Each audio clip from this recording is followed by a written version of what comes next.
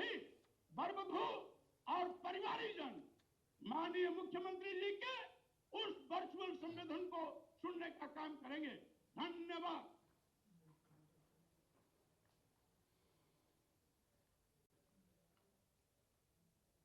गाजियाबाद में श्रम विभाग की ओर से आयोजित आज के मुख्यमंत्री सामूहिक विवाह कार्यक्रम समारोह में उपस्थित उत्तर प्रदेश सरकार में मेरे वरिष्ठ सहयोगी श्रम और सेवायोजन मंत्री श्री स्वामी प्रसाद मौर्य जी, गाजियाबाद के लोकप्रिय सांसद केंद्रीय मंत्री माननीय general doctor VK Singh ji, माननीय सांसद राज्यसभा श्री अनिल अग्रवाल जी, उत्तर प्रदेश सरकार में मेरे सहयोगी मंत्री श्री अतुल गर्ग जी,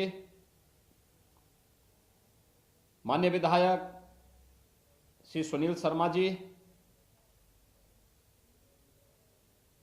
नंदकिशोर गुर्जर जी, पीओसी बोर्ड के चेयरमैन श्री सुनील भराला जी,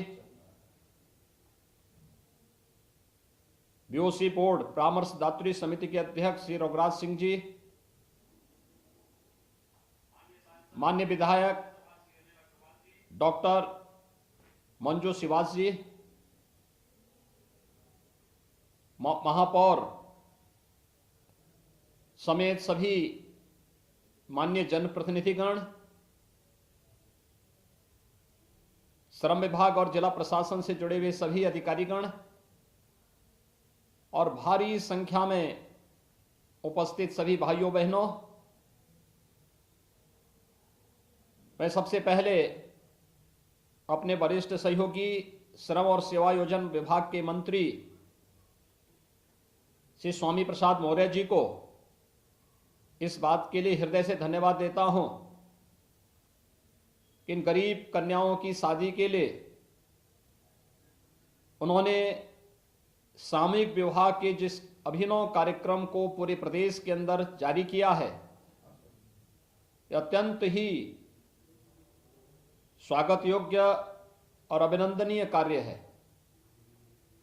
2306 जोड़े एक साथ आज देवोत्थान एकादशी के दिन वैवाहिक बंधन से जुड़ रहे हैं। यह गरीब कल्याण के प्रति केंद्र और प्रदेश सरकार की भावनाओं को प्रतिनिधित्व करता है और मैं इसके लिए श्रम विभाग को हृदय से धन्यवाद देता हूं।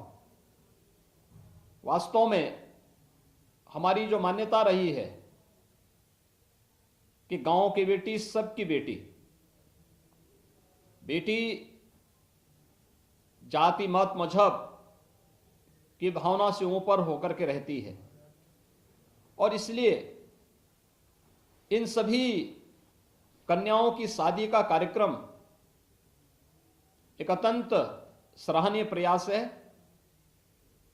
क्योंकि कन्या तो सबकी है और इसीलिए कन्यादान सबसे पवित्र दान माना गया है।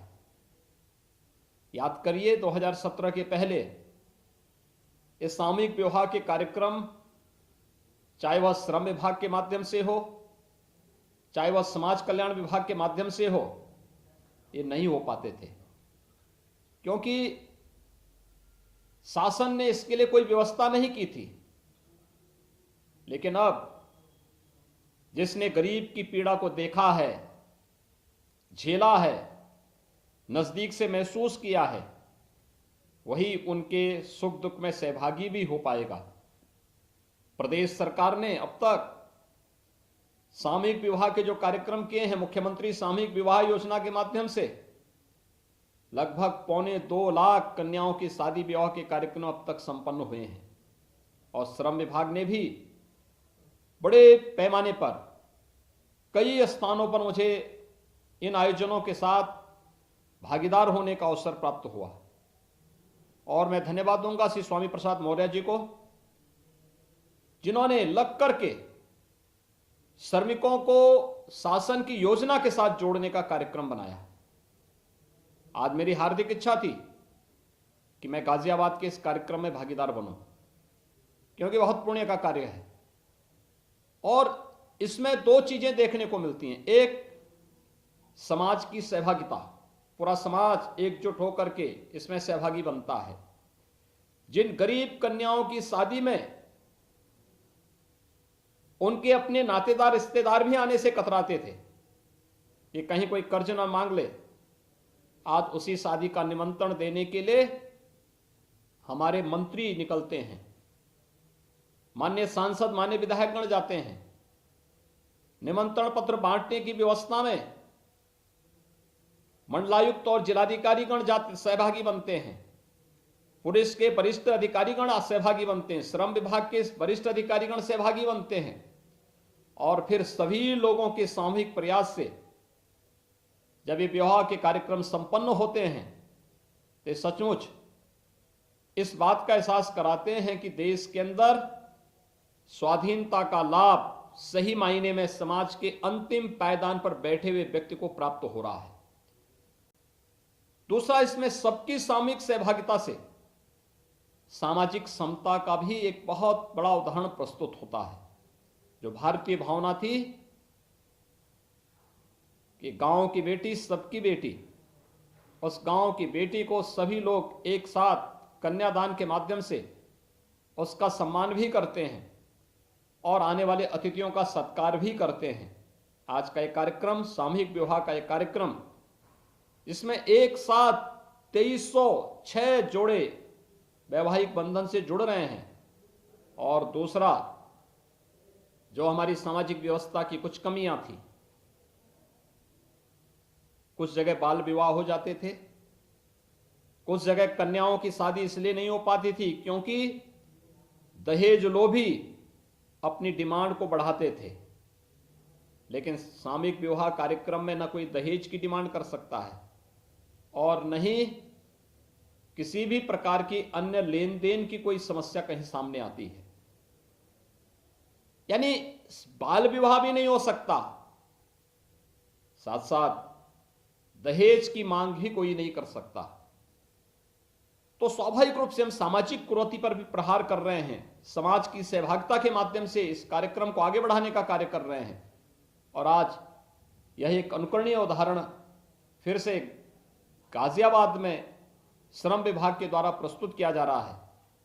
मैं श्रम विभाग को इस बात के लिए हृदय से बधाई देता हूं, हृदय से धन्यवाद देता हूं। जिला प्रशासन, श्रम विभाग, सभी लोग मिलकर के जनप्रतिनिधियों के सानिध्य में इस कार्यक्रम का आयोजन कर रहे हैं। सभी गाजियाबाद के माननीय जनप्रतिनिधियों का हृदय से मैं अभिनंदन भी करता हूं। श्रम विभाग ने पिछले 4.5 वर्ष के अंदर अनेक अन्य उपलब्धियां हासिल की हैं। खासतौर पर श्रम विभाग में रजिस्टर्ड श्रमिक किस प्रकार से घूमते थे, उनके बच्चे पढ़ाई नहीं कर पाते थे। आज श्रम विभाग के माध्यम से प्रदेश के अंदर 18 कमिश्नरी हेडक्वार्टर में अटल आवासीय विद्यालय बनाए जा रहे हैं। ये अटल आवासीय विद्यालय जहां पर श्रमिकों के बच्चों को अत्याधुनिक उत्तम शिक्षा का एक आवासीय केंद्र होगा, जहां पर पठन पाठन के साथ साथ तकनीक के साथ साथ उन बच्चों को स्पोर्ट्स और स्किल डेवलपमेंट के साथ भी आगे बढ़ाने का कार्य होगा। एक बड़ा अभियान जोड़ने का प्रयास, और इस अभियान के साथ जोड़ने का जो कार्यक्रम चल रहा है, ये 18 आवासीय विद्यालय जब बनेंगे तो श्रमिकों के बच्चों को तो यहां पे पढ़ाने की व्यवस्था रहेगी ही रहेगी, लेकिन साथ साथ कोरोना कालखंड में जो बच्चे जिन्होंने अपने अभिभावक को, लीगल गार्जियन को खोया है, माता पिता को खोया है, उन बच्चों को भी वहां पे पढ़ाने की व्यवस्था की जाएगी।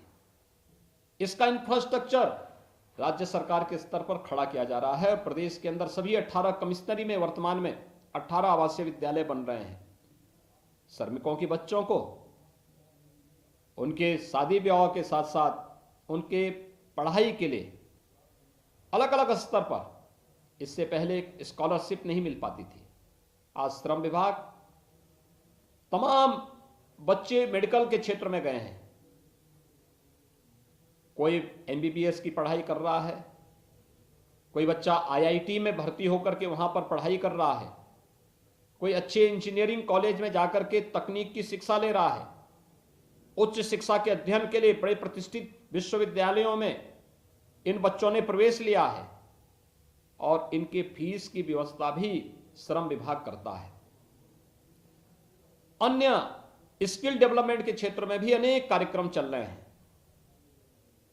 श्रमिकों के परिवार के बच्चों के लिए अनेक कार्यक्रम संचालित किए जा रहे हैं। और यही नहीं, राज्य सरकार ने एक व्यवस्था की है, केंद्र सरकार ने व्यवस्था की है कि श्रमिक कोई भी हो, वह निवासी हो, प्रवासी हो, हर एक श्रमिक के लिए एक व्यवस्था बनाई गई है कि उस श्रमिक को सरकार या श्रम विभाग, जो श्रम विभाग में रजिस्टर्ड होंगे श्रम विभाग के माध्यम से, और जो रजिस्टर्ड नहीं होंगे उन्हें राज्य सरकार के माध्यम से सामाजिक सुरक्षा की गारंटी की व्यवस्था, 5 लाख रुपए की हर वर्ष स्वास्थ्य बीमा का कवर उन्हें प्रदान करने की व्यवस्था। केंद्र और प्रदेश सरकार तो दे ही रही है, श्रम विभाग भी अपने रजिस्टर्ड श्रमिकों की सुविधा उपलब्ध करवाने का कार्य कर रही है। नेशनल पोर्टेबिलिटी के माध्यम से भी आज हमारा श्रमिक कहीं भी होगा, वह गाजियाबाद में हो, अगर वह गाजीपुर का है और गाजियाबाद में काम कर रहा है, वो अपने राशन कार्ड से अपना खाद्यान्न गाजियाबाद में भी ले सकता है, कोई रोक टोक नहीं।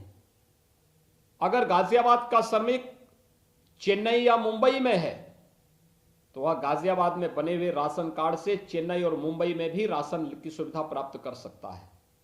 यह नेशनल पोर्टेबिलिटी की सुविधा प्रधानमंत्री मोदी जी ने दी है और कहीं किसी के साथ कोई भेदभाव नहीं। ये तमाम प्रकार की योजनाएं आज जो लागू की जा रही हैं, ये श्रमिकों के उत्थान के साथ साथ वर्तमान में हम सब जान रहे हैं, कोरोना महामारी के दंश से पूरी दुनिया पस्त है, लेकिन हम आभारी हैं प्रधानमंत्री मोदी जी के, जिन्होंने कोरोना कालखंड में जीवन और जीविका को बचाने का कार्य किया। याद करिए, पहले जनता कर्फ्यू पूरे देश की एकता का प्रतीक बना था। इसके बाद प्रधानमंत्री मोदी जी ने कैसे एक एक कदम उठाए, लॉकडाउन के माध्यम से हर एक किसी भी नागरिक को समस्या न हो। प्रधानमंत्री अन्न योजना, जनधन अकाउंट धारी हर एक खातेदार के खाते में स्पेशल पैसे की व्यवस्था करना, वृद्धावस्था पेंशन, दिव्यांगजन पेंशन, निराश्रित महिलाओं के खाते में अतिरिक्त धनराशि उपलब्ध करवाना, किसान सम्मान निधि प्राप्त करने वाले किसानों को भी अतिरिक्त धनराशि देना। राज्य सरकार ने हर श्रमिक को कोरोना कालखंड में जब भी लॉकडाउन लगा या जब भी आंशिक कोरोना कर्फ्यू लगाया गया, उस दौरान उन्हें भरण पोषण की भत्ता की व्यवस्था और फ्री में राशन की व्यवस्था भी कराई। 2020 में 8 महीनों तक, 2021 में 7 महीने तक हर एक व्यक्ति को फ्री में राशन की सुविधा उपलब्ध करवाई गई।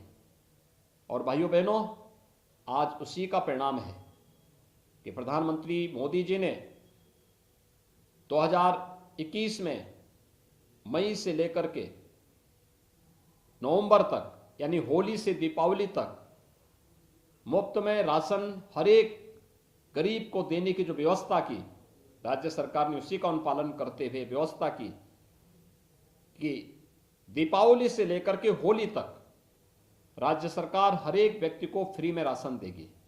राशन के साथ साथ 1 किलो दाल, 1 किलो खाद्य तेल, 1 किलो नमक और अंत्योदय परिवार के लोगों को 1 किलो चीनी भी उपलब्ध करवाने का कार्य करेगी।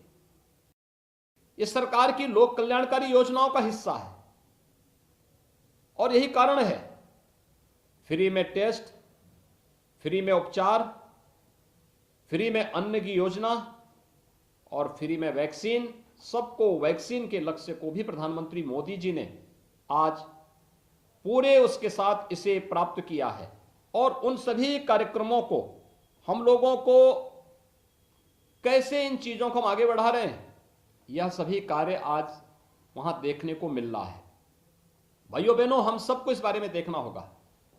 उत्तर प्रदेश ने कल 14 करोड़ से अधिक लोगों को कोरोना का वैक्सीन दे दिया है।